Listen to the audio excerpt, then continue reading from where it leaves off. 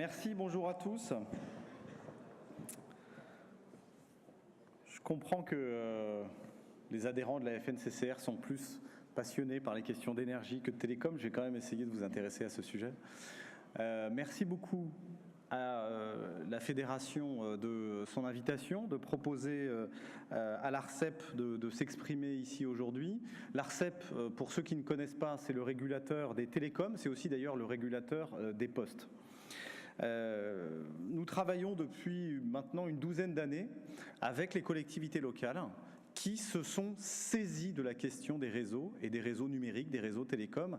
Et quand je dis que les collectivités s'en sont saisies, c'est vraiment au sens propre du terme, puisque c'est un groupe de collectivités qui a obtenu dans un texte, qui est la loi pour la confiance dans l'économie numérique, la capacité de créer des réseaux numériques par elles-mêmes, parce qu'elles considéraient, ce groupe de collectivités considérait que les opérateurs n'étaient pas au rendez-vous, ne répondaient pas aux exigences.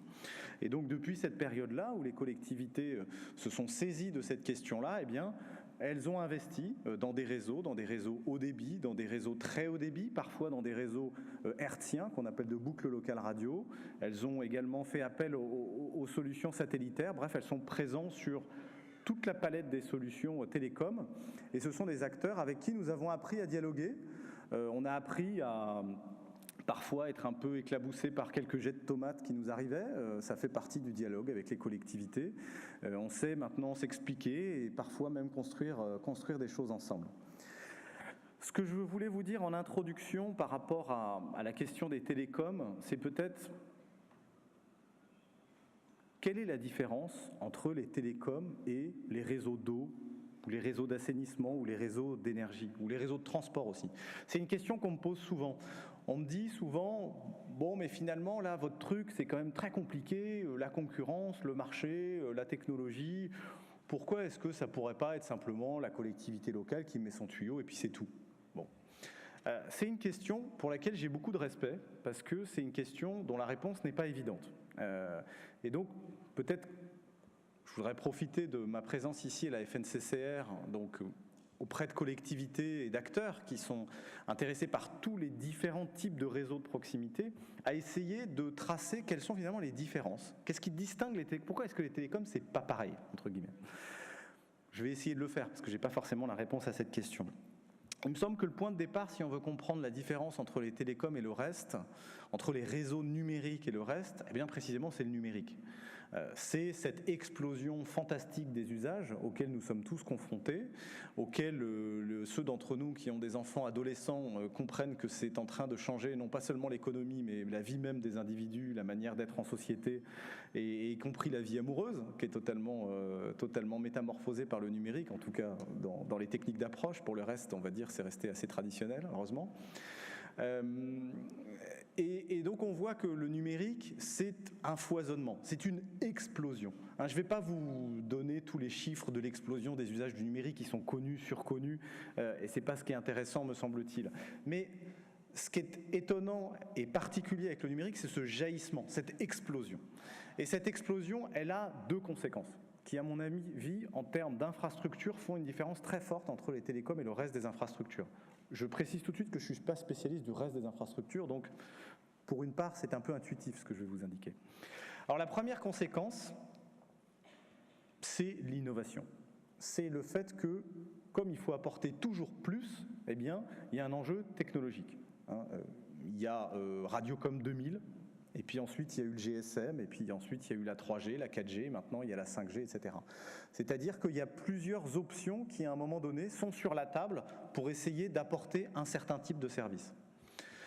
Vous allez me dire, oui, mais enfin bon, le match il est terminé, maintenant on sait très bien que d'un côté il y a les opérateurs mobiles, et puis de l'autre côté il y a la fibre, et puis le reste c'est décoratif. Eh bien, je pense que c'est plus compliqué, et je pense qu'on n'a pas terminé d'être surpris par toutes les technologies qui peuvent émerger et qui peuvent apporter des services sans cesse différents, sans cesse plus malins, moins chers. Parce que dans l'innovation, il n'y a pas seulement la technologie, il y a aussi le marketing, la manière dont on est capable de le vendre. Et on est surpris de voir que parmi les géants de l'Internet, quasiment tous aujourd'hui sont positionnés sur des options technologiques de réseaux télécoms, avec parfois des choix très différents. Google qui déploie de la fibre aux États-Unis, Facebook qui est en train de lancer un réseau de drones. Qui vont fournir un service de haut débit, c'est du bas débit, c'est du moyen débit, appelez ça comme vous voulez, l'équivalent d'un Edge à peu près, avec la volonté de fournir ce service à l'ensemble de la planète. Vous avez Microsoft qui a annoncé qu'il déployait un câble sous-marin. Bon, c'est pas pour raccorder les individus, mais enfin, vous avez un foisonnement de solutions, un foisonnement technologique. Vous avez deux fortunes de la Silicon Valley qui se sont lancées dans le déploiement de réseaux satellites basse orbite. Vous avez Elon Musk d'un côté et Greg Weiler de l'autre, qui se font concurrence pour savoir qui est le premier qui va mettre des milliers de satellites, des petites boîtes comme ça, au-dessus de nos têtes pour apporter un service au débit. Donc vous avez ce foisonnement, il existe, et bien malin, celui qui peut dire quelle est la bonne solution. À un moment, on peut faire un choix, on peut se tromper, on peut avoir raison. Et l'histoire des télécoms est longue de personnes qui se sont trompées en étant certaines d'avoir totalement raison. La deuxième conséquence de cette explosion, c'est qu'il y a un écosystème. C'est-à-dire que fournir une connectivité numérique aujourd'hui, pour un opérateur, c'est s'inscrire dans un écosystème extrêmement vaste dans lequel il y a ces acteurs dont je parlais, les Google, Apple, Facebook, etc., avec des terminaux, avec des fournisseurs de services, avec des personnes qui vont exploiter de la donnée. Enfin, vous avez un très grand écosystème qui va se constituer et qui est générateur d'une grande complexité sur quel est aujourd'hui le positionnement d'un fournisseur de tuyaux. Est-ce qu'il doit être présent aussi dans les services? À quelle place? Pourquoi faire? Comment est-ce qu'il distingue des autres? Et puis avec une dimension mondiale. Cet écosystème, il est mondial. Et les grands opérateurs télécoms français se sentent peut-être pas en concurrence, mais au corps à corps permanent avec des grands acteurs internationaux. Et donc je dirais c'est ça, à mon avis, la vraie différence entre les télécoms et les autres infrastructures, c'est cette explosion permanente qui génère de l'innovation et donc de l'incertitude et qui s'inscrit dans un écosystème extrêmement complexe. Et donc finalement, souvent on vous dit la concurrence, non mais la concurrence c'est bien, tout ça. Je pense que le choix qui a été fait à un moment, c'est de dire, compte tenu de cette complexité, compte tenu de cette particularité du numérique et des télécoms, la meilleure gouvernance possible pour fournir les bons réseaux, au bon prix, avec la bonne couverture, c'est le marché. C'est de se dire que c'était les acteurs économiques qui étaient les mieux placés pour faire les bons choix et pour savoir les vendre aux utilisateurs à la fin de la journée. Alors bien évidemment, je crois que nous partageons, nous ARCEP, avec les collectivités, le souhait de voir ces infrastructures déployées certes par le marché, mais pas n'importe comment. Parce que ce que nous voulons, c'est que ces infrastructures, elles se développent comme un bien commun. Finalement, qu'elles se développent comme un service public, même si c'est le marché qui les porte de manière première. C'est ce que nous avons clarifié, nous, à l'ARCEP. Nous avons publié un manifeste dans lequel nous avons indiqué quelle était en gros notre philosophie d'action et dans laquelle nous avons voulu affirmer cette volonté d'accompagner les réseaux comme un bien commun, à travers la régulation. Et c'est le premier instrument, c'est la régulation. Et bien évidemment, il y a un deuxième instrument d'intervention qui émerge, et comme je le disais en introduction, qui émerge depuis maintenant plus d'une douzaine d'années en France. Ce sont des interventions complémentaires des collectivités locales à travers des réseaux publics qui viennent compléter le marché. Mais ce que je voulais dire à travers cette introduction, c'est que cette action de complément ne doit pas nous faire perdre de vue ce rôle premier et ce rôle de locomotive du marché dans les télécoms. Après cette longue introduction, je vais essayer d'être beaucoup plus bref sur mon propos. Je voulais simplement vous dire à l'ARCEP quels étaient nos principaux chantiers en cours pour accompagner justement cette action des collectivités locales. Pour me faire bien comprendre, je vais vous parler des réseaux fixes, ensuite rapidement des réseaux mobiles, et j'en terminerai par un mot sur l'Internet des objets. Concernant les réseaux fixes, si je devais résumer en une phrase la philosophie de l'ARCEP vis-à-vis des collectivités locales, c'est que nous ne souhaitons pas que les collectivités jouent un rôle de lièvre. Il y a pu avoir cette tentation, parfois, de se dire que, ma foi, si les collectivités pouvaient investir dans des réseaux, ça pourrait peut-être obliger les opérateurs un peu à se bouger et à en faire plus. Moi, je crois qu'on ne peut pas accepter cette vision parce que les collectivités ne sont pas des acteurs comme les autres. les collectivités représentent la démocratie locale, représentent leurs administrés. Quand on met de l'argent public pour construire un réseau télécom, eh bien, c'est de l'argent public. Et donc, les collectivités locales qui réalisent cet investissement sont comptables devant leurs administrés de ces investissements. Donc, on ne peut pas considérer que c'est juste des lièvres. Et donc, ce que nous essayons de faire à l'ARCEP, c'est de donner tous les outils en main aux collectivités pour qu'elles puissent réellement peser et jouer leur rôle d'aménageurs du territoire sur les réseaux fixes. C'est maintenant un programme qui est très structuré à travers le plan France Très Haut Débit et nous travaillons, je dirais, en bonne intelligence avec l'Agence du numérique pour accompagner les collectivités sur cette trajectoire.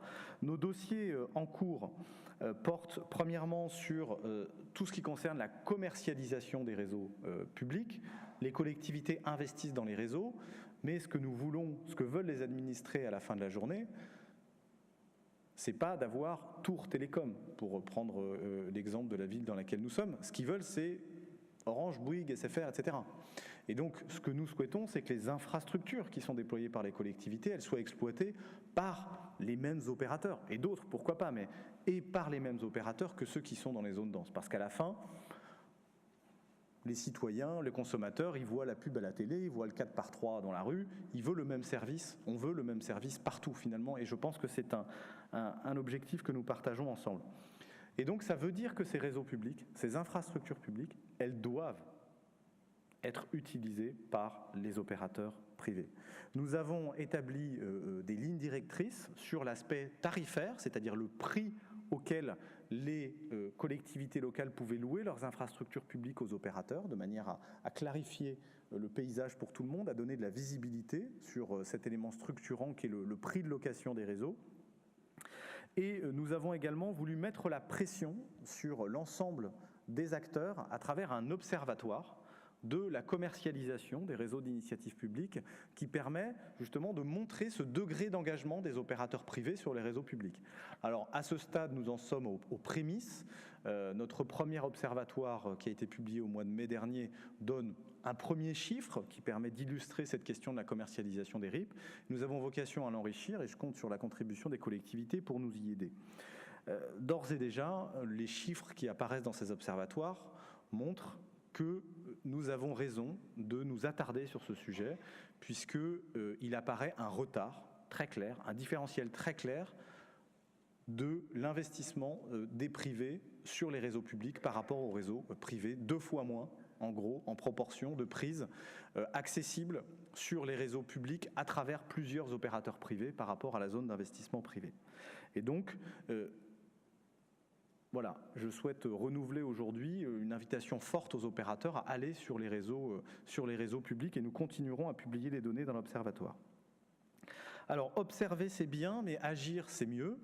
Et donc, c'est la raison pour laquelle nous souhaitons à l'ARCEP nous inscrire dans un projet qui a été esquissé par Paul Champsor dans un rapport qu'il a établi il y a maintenant 2 ans, sur la migration du réseau en cuivre vers le réseau en fibre et auquel ont contribué plusieurs élus. Et ce rapport préconise une incitation à la migration. Le point de départ du rapport, c'était faut-il obliger à éteindre le réseau en cuivre, un peu comme ça a été fait pour la TNT en 2011, on a éteint la TNT, enfin on a éteint la télévision analogique pour basculer vers la TNT. Est-ce qu'il ne faut pas refaire la même chose avec le réseau en cuivre? Un jour, hop, on l'éteint, comme ça tout le monde est obligé de basculer sur le réseau en fibre et on est comme ça, on est certain que l'investissement public effectivement correspond à des usages. Alors, le rapport Champsor propose d'aller plutôt par incitation que par obligation, à travers la notion de zone fibrée, qui serait un mécanisme qui permettrait d'identifier des zones dans lesquelles il y aurait des mécanismes d'incitation à cette migration du cuivre vers la fibre. À l'ARCEP, nous partageons pleinement cet objectif et nous pensons que cette migration, elle doit être accompagnée. Pour la raison que j'indiquais au début, parce que ce ne sont pas des réseaux comme les autres. Et nous allons lancer une consultation publique sur ce sujet dans les tout prochains jours, où nous allons proposer un certain nombre d'options sur la table pour créer ces fameuses incitations à la migration vers les zones fibrées. Et nous allons notamment mettre sur la table une incitation qui est entre nos mains de régulateurs, qui est l'incitation du prix du cuivre. C'est-à-dire, dans quelle mesure dans quel type de zone ne faudrait-il pas envisager d'augmenter le prix du cuivre, c'est-à-dire le prix de l'ADSL, au niveau du prix auquel les opérateurs privés accèdent au réseau d'Orange, au réseau cuivre téléphonique?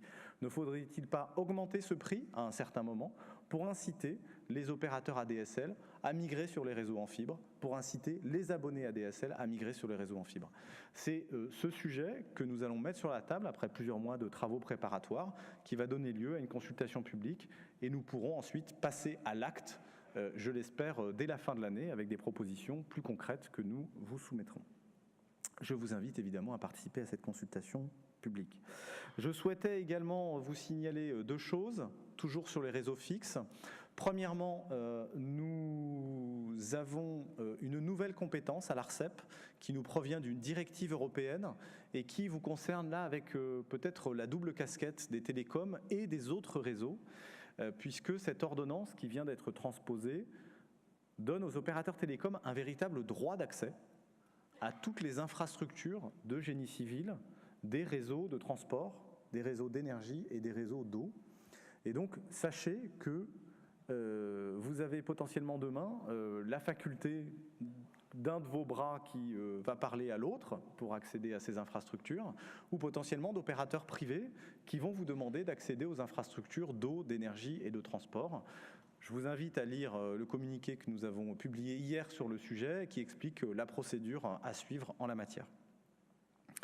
Dernière chose que je voulais vous dire sur le fixe, c'est que le fixe, des fois, eh bien, ça passe aussi par les ondes électromagnétiques.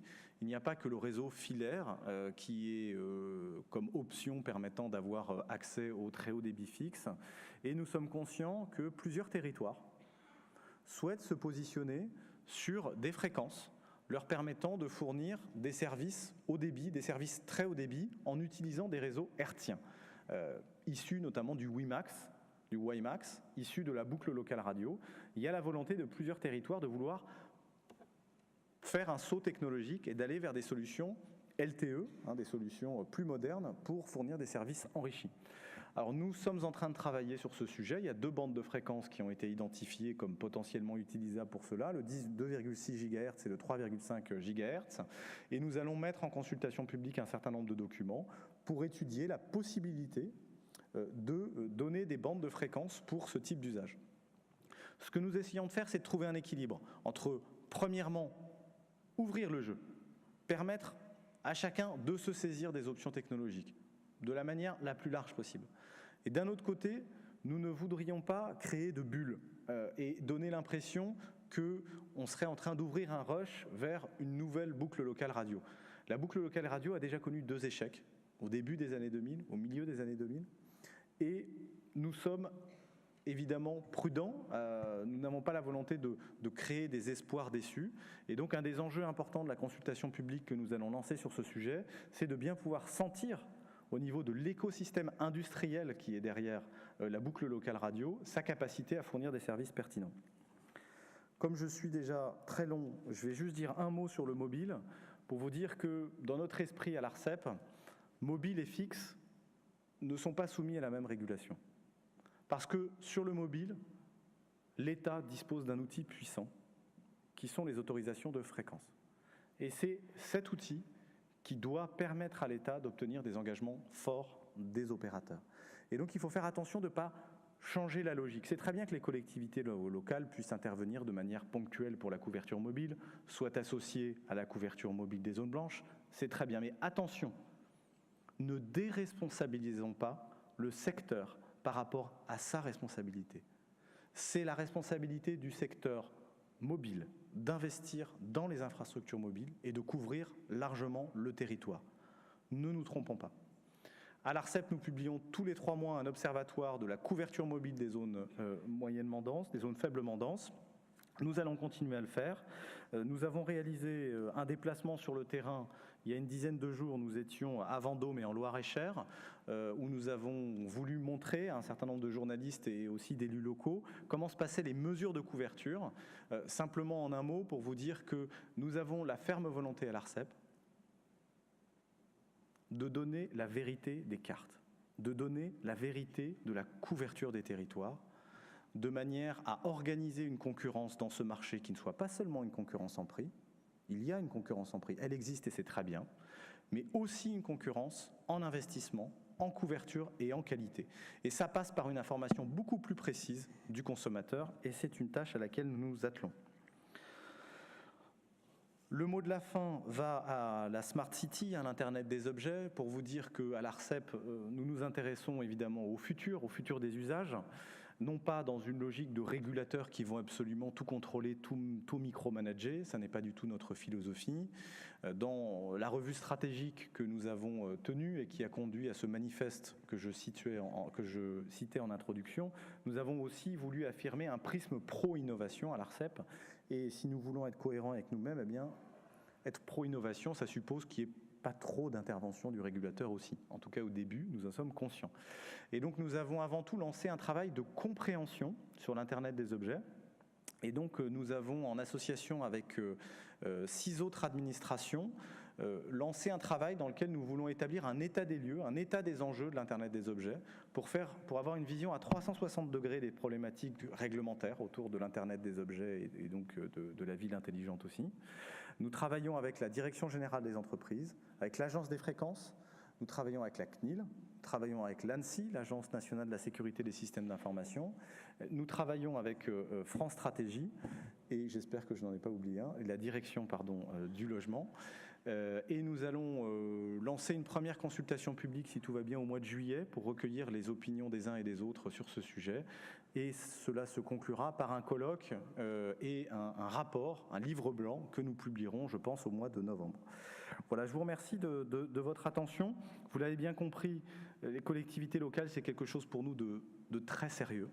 Ça n'est certainement pas l'accessoire. Nous pensons que le marché est la force première sur laquelle nous devons travailler, mais nous devons y travailler dans le plein respect et en donnant la pleine visibilité à chacun des intervenants. Je pense que et le régulateur et les collectivités poursuivent ce même objectif qui est de faire des réseaux un véritable bien commun. Je vous remercie de votre attention.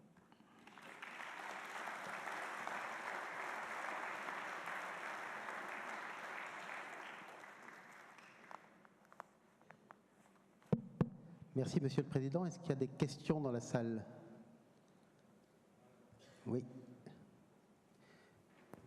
Monsieur Nicolas, si je vois bien, président du syndicat départemental d'énergie d'Eure-et-Loire. Tout à fait. Merci Jean-Marc. Monsieur le Président, oui, je vous ai écouté avec beaucoup d'attention et j'aurais besoin que vous précisiez un peu votre point de vue, que je ne suis pas sûr d'avoir totalement compris concernant les collectivités locales. À la fois sur la question, bien sûr, de la téléphonie mobile dont vous venez de parler, il semblerait que sa qualité se dégrade. Alors il y a des fréquences qui sont réduites, qui sont supprimées. Aujourd'hui, nous avons énormément de plaintes des usagers, et notamment des professionnels mobiles, comme des médecins, des infirmiers, qui nous disent qu'il y a énormément de zones aujourd'hui blanches, que la situation s'aggrave. Donc votre point de vue est important pour nous. Il y a aussi, aujourd'hui, nous ne sommes plus dans une situation d'égalité territoriale entre les zones denses, les zones urbaines, qui sont la 4G, demain la 5G, quand d'autres ont au mieux la 3G et parfois beaucoup moins. Je voudrais également revenir sur votre comparaison concernant le lièvre, en disant que les collectivités ne doivent pas être des lièvres.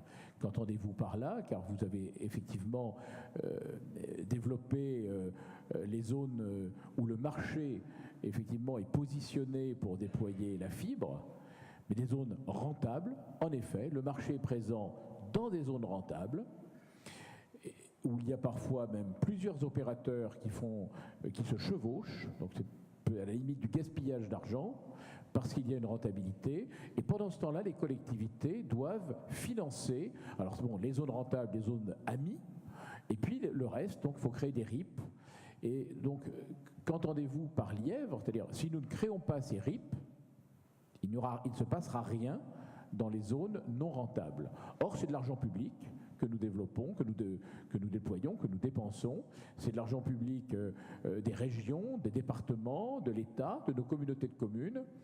Et nous ne pouvons pas faire autrement. Donc, est-ce que vous pouvez préciser cette notion de lièvre? Parce que je n'imagine pas que vous puissiez penser qu'il faille laisser faire le marché, ou alors il aurait fallu que le marché ait une obligation de réemployer les bénéfices des zones AMI dans les zones non denses, avec finalement, il aurait fallu dans ce cas-là une politique de régulation à l'échelle nationale. Ça aurait pu se faire aussi, c'était un autre choix législatif que celui qui a été fait. Donc là, effectivement, je souhaite que vous puissiez nous apporter les précisions nécessaires.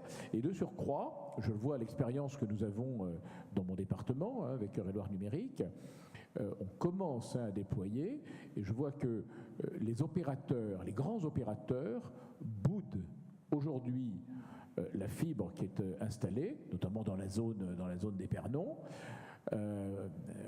en disant puisqu'on n'était pas dedans, on ne fait pas d'offre à nos clients. Donc c'est une véritable entrave à la concurrence. Et puis dernière question, après je vous laisse répondre. Vous voyez, Monsieur le Président, que les questions sont aussi denses que les zones. Voilà. Dernière question que je souhaite vous poser, une question que j'ose dire terre à terre, c'est effectivement la question des infrastructures de génie civil. Aujourd'hui, l'opérateur historique ne souhaite plus être propriétaire. Vous savez que nos syndicats d'énergie, régulièrement, procèdent à des enfouissements de réseaux. Il y a quelques années, nous avions un accompagnement par France Télécom Orange, qui, à notre dernier congrès, on en avait discuté avec Stéphane Richard. Depuis quelques années, Orange s'est retiré, finance en gros ces câbles de cuivre, mais ce sont nos syndicats d'énergie, vous le savez, qui financent les infrastructures de génie civil. Les chambres de tirage, les fourreaux, et comme vous le disiez tout à l'heure, nous avons, si nous sommes propriétaires, si nous devenons propriétaires, eh bien nous percevons un loyer avec un retour sur investissement en quelques siècles. Bon. Et la question que je vous pose en tant qu'ARCEP, c'est s'il n'y a pas là aussi une régulation qui se mette en place, je crains que dans quelques années, nous soyons confrontés à une mosaïque de propriétaires. C'est-à-dire que nous aurons des réseaux historiques qui seront toujours à Orange, nous aurons des morceaux de réseau qui appartiendront aux communes parce qu'ils nous auront demandé d'être propriétaires, et puis ceux dont personne ne voudra ou ne voudrait, eh bien nous les conservons, nous, dans les syndicats d'énergie. Alors, en 2016, ça ne pose pas encore beaucoup de problèmes, mais si l'ARCEP ne se saisit pas de cette question, je crains que dans quelques années, nous ayons de telles mosaïques que la situation sera complètement ingérable, et lorsqu'il y aura un problème sur une structure, lorsqu'il faudra simplement répondre à des DT, des ICT, chacun se renverra la balle et on aura de grosses difficultés. Je pense qu'il est temps, mais assez urgent néanmoins, que l'ARCEP se saisisse de cette question, et j'aimerais connaître votre avis à ce propos. Merci. Je vais commencer par le lièvre, parce qu'il ne faut pas qu'il y ait d'ambiguïté entre nous. Effectivement, ce que j'entends dire par les collectivités ne doivent pas jouer le rôle de lièvre, c'est que le terrain de jeu des collectivités doit être clair et doit être sécurisé, et c'est un terrain de jeu pour agir vraiment. Les collectivités ne sont pas là pour investir un petit peu, et puis ensuite ça fait bouger les opérateurs qui vont investir à leur place. Non. Je pense que ce n'est pas possible. Quand on parle d'argent public, quand on parle de réseau avec des investissements de long terme, je pense que ce n'est pas ça le bon modèle. Et donc le modèle, c'est celui de la clarté et du partage des rôles. Et ce partage des rôles, c'est celui qui est établi dans le plan France Très Haut Débit, avec des zones de responsabilité des opérateurs et puis des zones de responsabilité des collectivités. Et donc ce que j'indiquais, c'est que nous devons tout mettre en œuvre pour que la zone de responsabilité de l'intervention publique par les collectivités soit effective, que les collectivités aient tous les outils pour intervenir et que leur réseau soit effectivement utilisé par les acteurs privés. Et c'est tout l'enjeu du sujet de la commercialisation des RIP que j'évoquais tout à l'heure. Donc je vais tout à fait dans votre sens sur ce point. Concernant le mobile, il y a une course de vitesse dans le mobile entre le déploiement des usages, le développement des usages et le déploiement des réseaux. Quand vous avez mis une fibre optique, vous êtes tranquille pour un moment. Avant que l'utilisateur de la fibre optique la sature, il va s'en passer. Le problème du mobile, c'est que ça n'arrête pas d'exploser. Il y a 3 ou 4 ans, on a franchi le passage où le nombre de minutes de téléphonie est passé en majorité du fixe au mobile.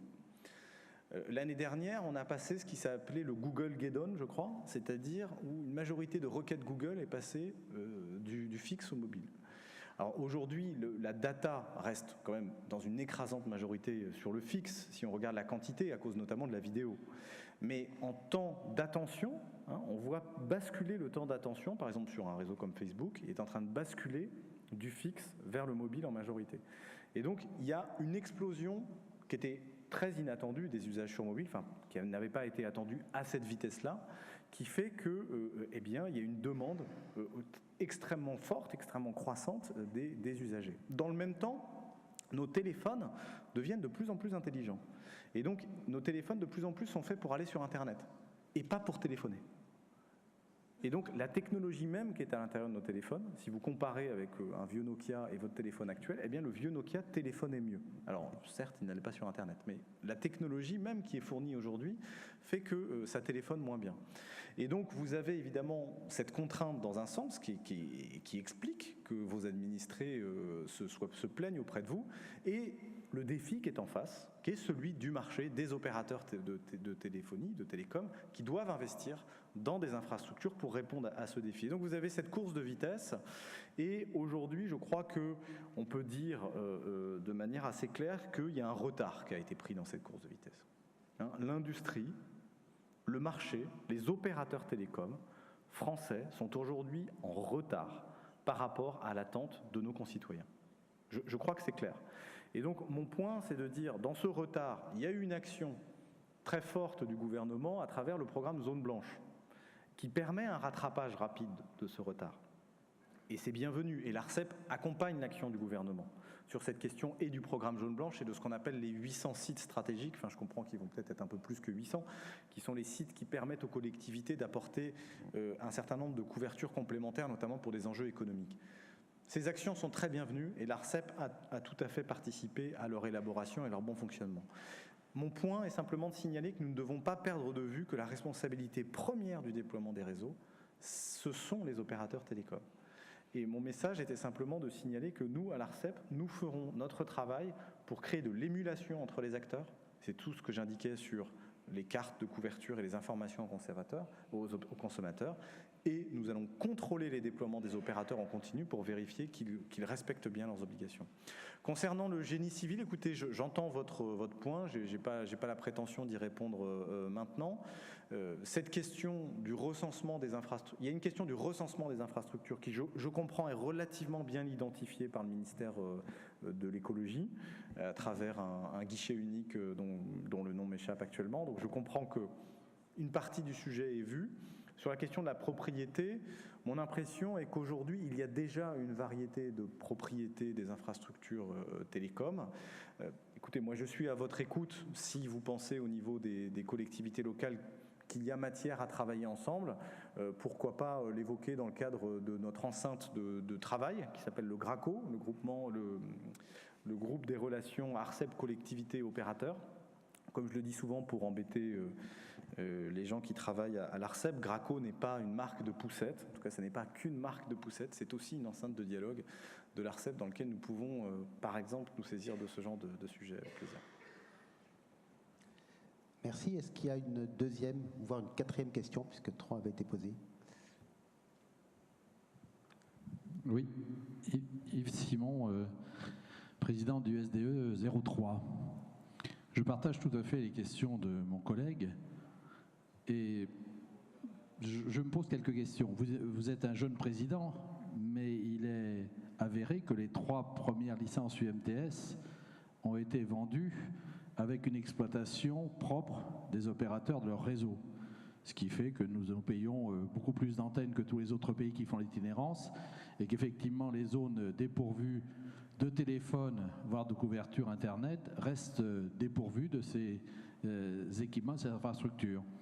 Je m'occupe par ailleurs un tout petit peu de tourisme. Je sais que quand j'ai un gîte rural équipé, je fais 20% de plus de réservations. Je développe aujourd'hui du travail à domicile. Comment on fait ? La question, c'est que l'abandon des territoires, c'est pas 95% des abonnés desservis, c'est 95% normalement du territoire. Et là, on a le dilemme.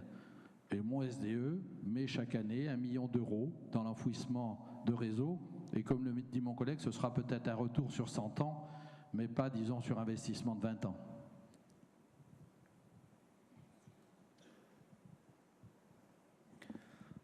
Alors la question des fréquences et des obligations qui sont demandées aux opérateurs est une question qu'on appelle à double clé à l'ARCEP, c'est-à-dire qu'elle n'est pas gérée par l'ARCEP seule, mais elle est gérée en codécision avec le gouvernement, c'est-à-dire que l'ARCEP propose effectivement le cadre dans lequel doit se dérouler une attribution de fréquence, le ministre l'homologue, et ensuite, l'appel d'offres lui-même est géré par l'ARCEP qui va donner les autorisations individuelles. Donc nous sommes en codécision avec le gouvernement sur cette question des fréquences.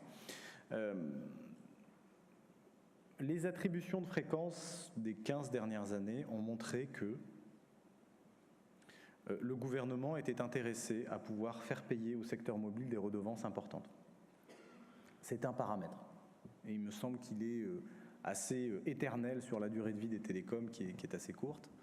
Mais je dirais, quelles que soient les alternances, quelles que soient les fréquences correspondantes, il y a toujours eu une volonté du gouvernement de tirer profit de ces attributions pour avoir une contribution du secteur mobile aux finances publiques. Mais dans le même temps, il y a toujours eu des obligations de couverture qui ont été imposées aux opérateurs et des obligations qui ont été toujours plus exigeantes en matière de couverture du territoire. Lors du deuxième dividende numérique dans la bande des 800 MHz, la loi même avait inscrit le principe d'une priorité à l'aménagement du territoire dans l'attribution de ces fréquences. Et c'est ce qui s'est traduit par ces fameuses zones de déploiement prioritaire qui portent assez mal leur nom, mais qui sont en gros les zones rurales, sur lesquelles les opérateurs ont des obligations spécifiques de couverture. Au 1er janvier 2017, les opérateurs qui ont cette bande de fréquence, 800 MHz, devront avoir couvert 40% de ces zones rurales en 4G. Nous suivons les déploiements de ces opérateurs et nous avons mis en demeure 2 de ces opérateurs, SFR et Bouygues Telecom, de manière anticipée par rapport à cette échéance du 1er janvier 2017. Et c'est la première fois que nous faisons une mise en demeure anticipée pour être certain que cette échéance soit respectée par les acteurs, parce que nous prenons cette échéance au sérieux. Il y a les obligations et ensuite il y a l'émulation dont je parlais tout à l'heure. Et ce que nous sommes en train d'observer, c'est que les opérateurs sont en train de prendre des engagements pour aller même plus vite que ces échéances, non pas celles du 1er janvier 2017, mais les suivantes. 2018, 2019, 2020, ce que nous voyons, c'est qu'il y a des opérateurs qui sont en train aujourd'hui de accélérer sur la question de la couverture. Et nous pensons à l'ARCEP, très immodestement, que nous avons joué un rôle dans cette accélération par rapport à ce travail que nous avons en cours sur les cartes de couverture. Dès la fin de l'année, nous aurons des cartes de couverture de nouvelle génération qui permettront d'avoir une sensibilité beaucoup plus fine de la couverture entre l'intérieur des bâtiments, l'extérieur des bâtiments, entre je capte bien et je capte moyennement bien, entre j'ai la donnée et j'ai la voix et les SMS. Cela fait des mois que nous avons indiqué au secteur que c'était un chantier prioritaire pour nous. À la fin de l'année, nous espérons qu'il y aura la vérité des cartes à travers ce que nous aurons réussi à faire. Et nous avons l'immodestie de penser que cette échéance, cette perspective est sans doute un des facteurs, peut-être pas le seul, d'accélération de la couverture 4G dans les zones moins denses par les opérateurs. Je reviens à la question des obligations. L'année dernière, nous avons réalisé l'attribution de la bande des 700 MHz, le deuxième dividende numérique. Et lors de cette attribution, nous avons créé des nouvelles obligations pour la couverture des trains du quotidien. Jusqu'à présent, les obligations des opérateurs portaient sur la population, portaient sur les axes routiers, mais ne portaient pas sur les axes ferroviaires. Et donc nous avons créé des nouvelles obligations de couverture des lignes de trains du quotidien, donc ça veut dire les TER, TER, RER et francilien, qui donc devront maintenant respecter des échéances qui seront pleinement obligatoires pour la couverture des trains. Donc, comment vous dire ? Il est clair que l'État pourrait faire un choix de ne demander aucune redevance aux opérateurs mobiles et d'avoir plus d'engagement en matière de couverture du territoire. Aujourd'hui, nous sommes dans un choix équilibré entre des questions de couverture et puis des questions financières, mais c'est un choix politique qui n'appartient pas qu'à l'ARCEP. Nous, à l'ARCEP, si le gouvernement renonçait à toute redevance sur le secteur mobile pour davantage couvrir le territoire, nous serions évidemment d'accord. Merci Monsieur le Président. Je dois malheureusement clôturer cette séance. Donc, on a bien entendu que les collectivités est un partenaire important pour l'ARCEP. Nous sommes très honorés de votre présence. Je crois qu'on peut vous applaudir et vous remercier et on espère vous revoir bientôt.